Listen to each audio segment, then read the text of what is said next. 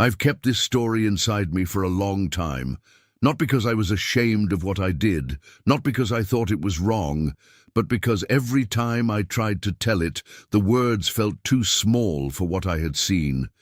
Every time I opened my mouth to explain that morning, that hill, that gate, I found that human language had not yet invented the right vocabulary for it. But I am old now. My hands shake. My memory of some things has grown soft around the edges, and I have decided that the things which must be remembered cannot be left to silence. My name is James Walker. I was a private first class in General George S. Patton's Third Army. Not a military parade, something stranger than that, something I have never been able to fully explain to anyone who wasn't there. It was April 16th, 1945, a Tuesday. The sky was clear, and the air had that particular smell of European spring, green and cool, the kind of morning that makes you think the world might actually be a decent place. I was standing along the road with my rifle, watching them come. Hundreds of them, men in expensive suits with fedora hats tilted at careful angles, women in fur coats, heels clicking on the road, lipstick applied like they were heading somewhere important. They were talking to each other. Some of them were smiling. A few were even laughing, the light, easy laughter of people who consider themselves inconvenienced, but not genuinely threatened. They looked like they were on their way to the opera. The soldiers flanking them, my fellow Americans, looked nothing like that. We were dirty. We were grim.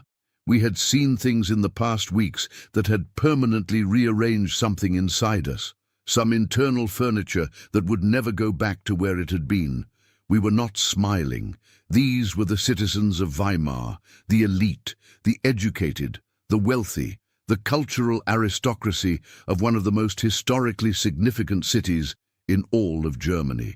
Weimar was the city of Goethe, of Schiller, the birthplace of the Bauhaus movement, libraries and theaters and parks, concerts and philosophy, and the kind of self-satisfaction that comes from believing you represent the highest point of human civilization. They were marching at gunpoint, not because they had fired a weapon or built a bomb or given an order. They were marching because General George S. Patton had looked at a hillside 5 miles from their beautiful city and decided that their innocence was a lie that he personally intended to disprove.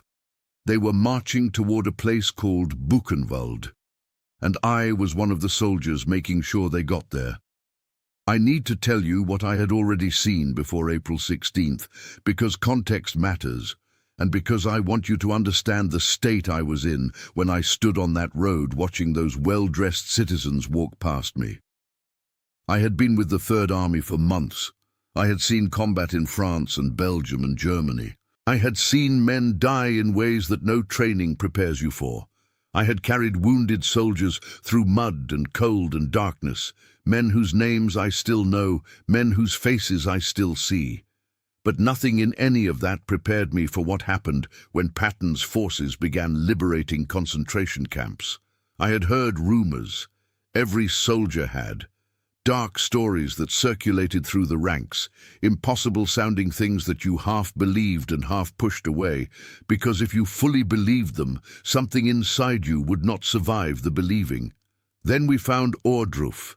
Then we found Buchenwald. I was not in the first group to enter Buchenwald on April 11th. I arrived 2 days later with a unit assigned to support operations at the camp. I walked through that gate with my rifle on my shoulder and my face prepared, I thought, for something bad. I was not prepared. I don't have the language for what I saw. I am not sure such language exists. I will tell you only what is necessary for you to understand the rest of this story, because the rest of this story is what matters. 20,000 prisoners were still alive inside Buchenwald when we arrived. Walking skeletons, men who weighed less than 60 pounds, children who had forgotten how to smile, who looked at us with eyes that had seen too much and given up trying to process what they were seeing. There were bodies stacked in the courtyard, stacked like firewood. Naked, yellow-skinned, eyes open, hundreds of them. General Patton came through the camp. I was there when he walked those paths. I saw his face. People talk about Patton as if he was made of iron, as if nothing could touch him. And it was true that he was the toughest man I ever served under, but walking through Buchenwald, his face was not iron. He wrote in his diary that he had never felt so sick in his life. He said it was not war. He said it was madness. I watched him stop at a certain point near the courtyard. I watched him look out beyond the fence to where the German countryside spread out green and peaceful in the spring light, where civilians were ploughing their fields, where laundry was hanging on lines, where life was proceeding with a terrible, obscene normalcy 5 miles from where we were standing. I watched his face change. I saw the decision happen. Patton turned to the officers around him. I was close enough to hear him clearly. "Do the people in that city know about this?" The camp commander answered, "They say they don't, General." Patton's face went red. He brought his riding crop down against his boot, a sharp crack that made the men near him flinch. "They are lying," he said, "and I am going to prove it." He called for the provost marshal.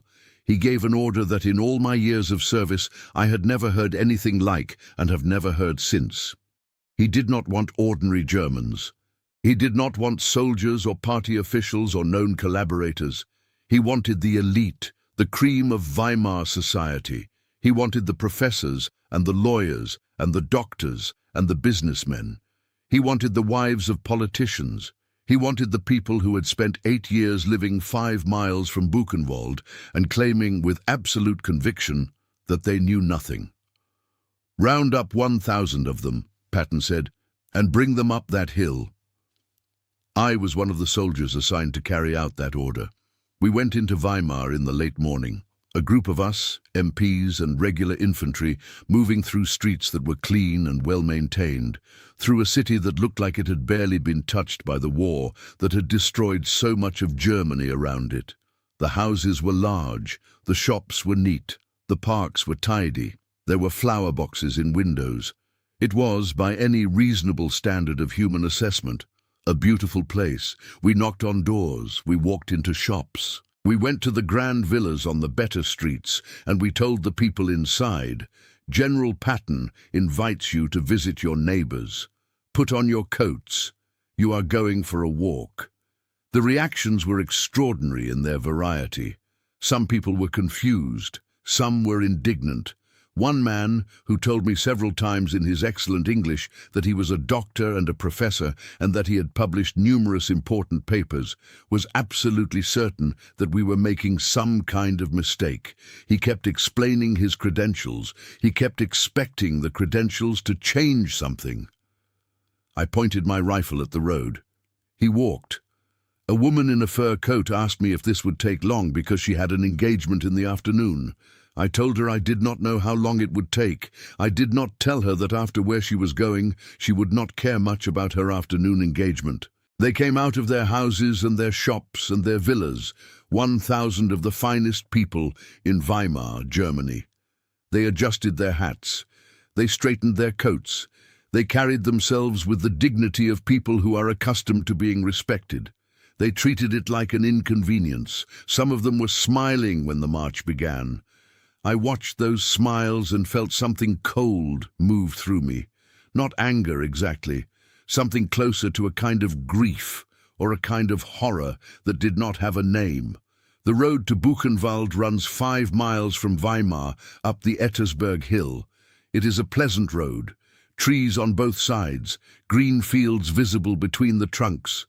On any other day, for any other purpose, it would have been a nice walk. We formed a cordon on both sides of the column. Jeeps drove alongside to make sure no one slipped away. The 1,000 citizens of Weimar moved up the hill in their expensive clothes, and for the first hour or so, the mood among them remained strangely light. They were still talking to each other, still maintaining the social rituals of their class. Women were fixing their hair, men were straightening their ties. The conversation I could catch through Weber, our translator, was mostly complaints. Their shoes were getting dusty. This was an outrage. The Americans were clearly engaged in propaganda.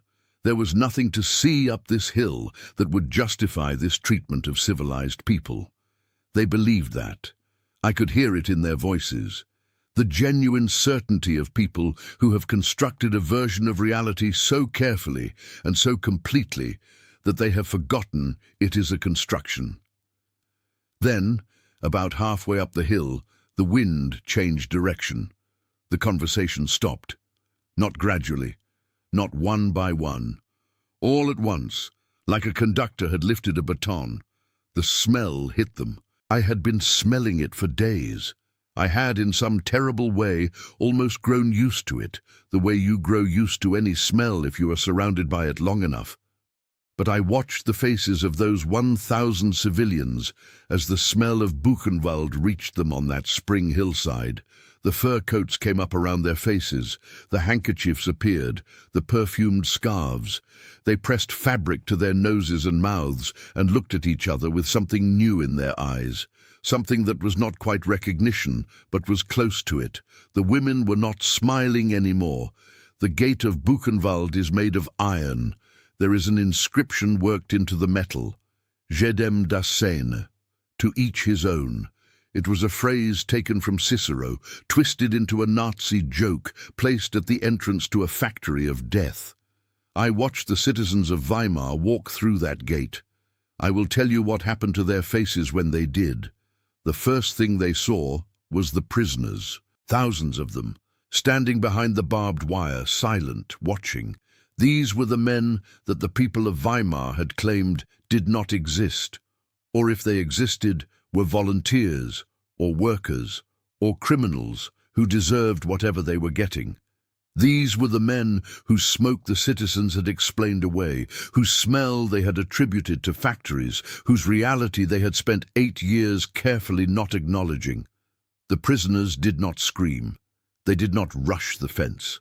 They did not attack. They just stood there and looked, and that look, that silent, dead-eyed stare from thousands of men who had been reduced to the very edge of human existence, was more terrible than any violence could have been. It went through the fine citizens of Weimar like a blade. I saw people in the column physically stagger as if they had been struck. We guided them forward, to the crematorium first. In the courtyard outside, the crematorium was a trailer. On that trailer was a pile of bodies, naked, emaciated, limbs tangled together, mouths open, eyes that had seen the last thing they would ever see. A woman in a fur coat, one of the finest fur coats I had seen outside of a movie, stopped walking. She put her hand to her mouth. She was shaking so hard I could see it from where I stood. Then she screamed, one long, terrible scream, and then she fainted. She went straight down into the mud of Buchenwald. An MP stepped forward. He did not help her up. He nudged her with his boot. "Get up," he said. "You haven't seen anything yet. I want to tell you something that I have thought about for decades, something that does not appear in any official account of that day." As I walked alongside that column of 1,000 Weimar citizens through Buchenwald, I watched their faces change, not all at once, in stages, like watching ice melt, each phase distinct and irreversible. First was the stage I can only call performance. The light complaints, the dignity maintenance, the treatment of this as an inconvenience. That lasted until the smell hit them on the hillside. Second was shock, pure, physical shock, the kind that empties a face completely, that removes all the careful social expressions and leaves just the raw animal underneath, staring at something the animal brain cannot categorize. Third was something harder to name. I saw it most clearly in a man near the middle of the column, a heavy-set man in an expensive grey suit, a banker by the look of him. He was standing in front of the trailer of bodies when a former prisoner, a man so thin that his clothes hung off him like they were draped on a skeleton, walked up to him. The prisoner pointed a shaking finger. "I remember you," the prisoner said, through Weber's translation. "I worked at the train station. I saw you many times. You saw me. You looked away." The banker's face went through all 3 stages in about 4 seconds. Performance, shock, and then the third thing. He fell to his knees, right there in the mud of Buchenwald, in his expensive grey suit. This man fell to his knees. "I didn't know," he said, sobbing. "I didn't know. I didn't know." But the prisoner just looked at him, and in that look was the answer to what I have always believed about that day. The banker knew. Not every detail, not the full machinery of it. But he knew that those thin men at the train station were not there by choice. He knew that the smoke on the hill was not from any factory. He had known for years, in the way that people know things they have decided not to know, the information sitting just below the surface of consciousness, carefully not examined, carefully not named, standing on his knees in the mud. He knew that he knew. And that was the moment that mattered. We returned to camp after the tour was complete. The column of 1,000 Weimar citizens walked back down the hill in total silence. The chatting was gone. The smiling was gone. The complaints about dusty shoes were gone. They walked like people who had had something fundamental removed from them, some load-bearing wall of their internal architecture, and were now uncertain whether the rest of the structure would hold. That evening, Patton spoke to a group of us. Not a formal address, just soldiers gathered, and a general who had something to say. He was calmer than I expected. After what I had seen of his fury over the past days, the quiet of his voice surprised me. "What we did today was necessary," he said. "Not comfortable, not pleasant. Necessary." He paused. "Those people built a culture, a real culture, music and literature and philosophy, and all the things that are supposed to make human beings better than animals. And then they used that culture as a blindfold. They wore it over their eyes so they didn't have to see what was happening 5 miles from their front doors." He looked at the men around him. "We took off the blindfold today, that's all. We just took off the blindfold." He was quiet for a moment. "Make sure you remember what you saw in there. Make sure you can describe it accurately to anyone who asks. Because there will come a time, maybe not soon, maybe not in your lifetime, when people will say this didn't happen, when people will say we exaggerated, when people will say it was propaganda." He looked around at each of us. "You are the witnesses. Don't let anyone take that from you." In the days following the forced tour, several prominent Weimar citizens who had been in the column took their own lives.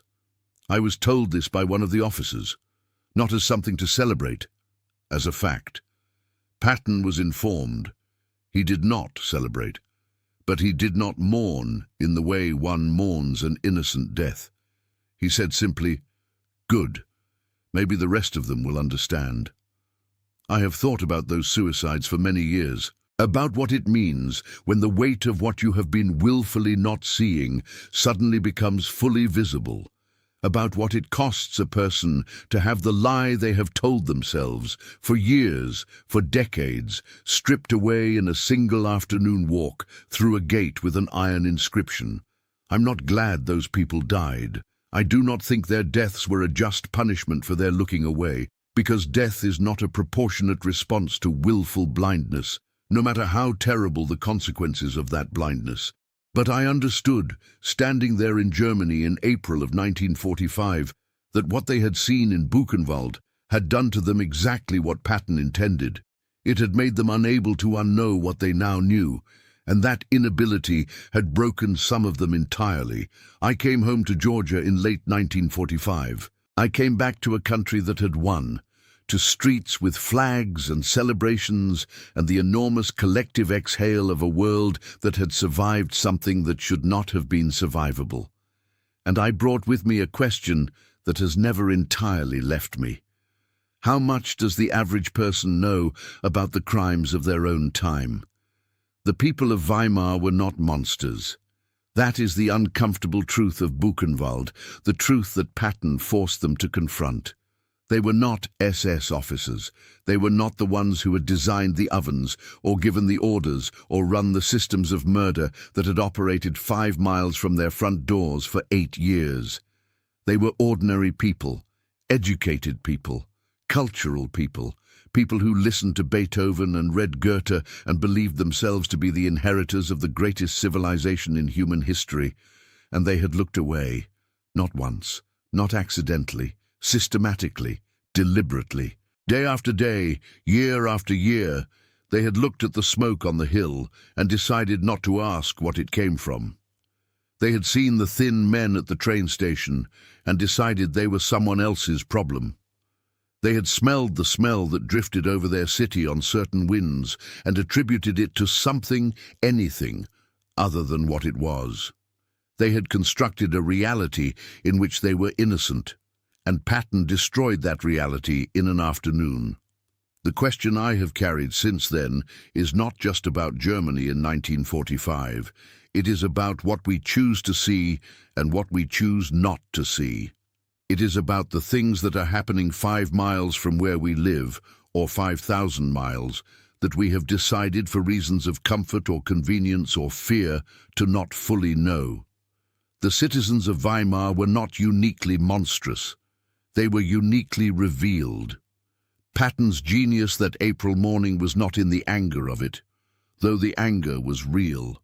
It was in the clarity of it. He stripped away every comfortable story and said, "Look at this, look at it with your own eyes, stand in it and breathe it, and look at the people who survived it, and tell me again that you didn't know. No one could. I am old now. The war is nearly 80 years behind me. Most of the men I served with are gone. The world has changed in ways I could not have imagined standing on that hillside road in April of 1945. But some things have not changed. The capacity for denial has not changed. The ability of ordinary people to live comfortably alongside terrible things, to construct explanations and turn their faces and maintain their daily lives untouched by what is happening in their proximity, that has not changed. And the necessity of witnesses has not changed.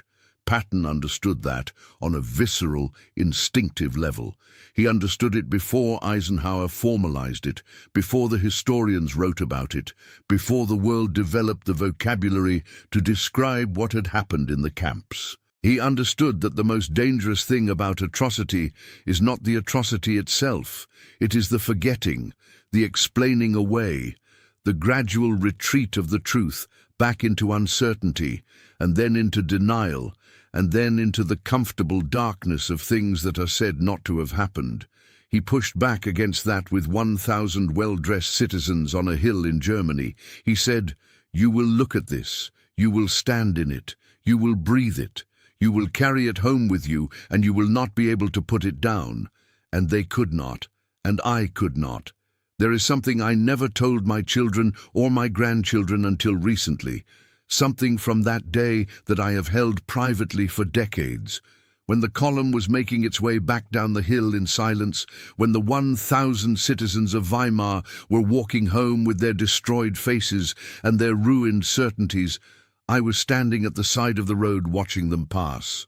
An elderly man walked past me, 70s perhaps, white-haired, impeccably dressed even after everything. He was walking slowly, looking at the ground, and he was crying without making any sound, tears simply running down his face as he walked. He stopped when he reached me. He looked up. He said something in German. I did not speak German then. I spoke to Weber later and described the man and asked if he had heard what the old man said. Weber told me the man had said, "We should have looked. We should have looked a long time ago." That sentence has lived inside me for nearly 80 years. Not as condemnation, not as absolution, as a reminder. We should have looked. Looking is not comfortable. Looking at the things that are true and terrible and happening in the world does not make for pleasant mornings. It does not pair well with a cup of coffee or an evening concert or the routines of comfortable life. But the alternative, the deliberate not looking, the careful maintenance of a reality from which the ugly things have been edited out, costs more in the end than anyone can afford to pay. Patton knew that. He forced 1,000 people to pay the price of their not looking in a single afternoon on a German hillside, and he was right to do it. I was James Walker, Private First Class, United States Third Army. I stood on that road. I walked alongside that column. I was there when the smiles were wiped off the faces of the Weimar elite and replaced with something that would never fully go away. And I am telling you now, because Patton was right about one more thing. There will come a time when people say it didn't happen. When people say the photographs were staged and the witnesses were lying and the whole thing was propaganda designed to make the Germans look bad. I am the witness. It happened. I was there. Do not let anyone tell you otherwise. If this story moved you, if you felt something reading about that hillside, those faces, that gate, then you already understand why these stories must be told. History does not protect itself. We protect it. Subscribe so you never miss a story like this. Share it with someone who needs to hear it, because the greatest weapon against denial is a witness who refuses to stay silent. I was there. Now you are too.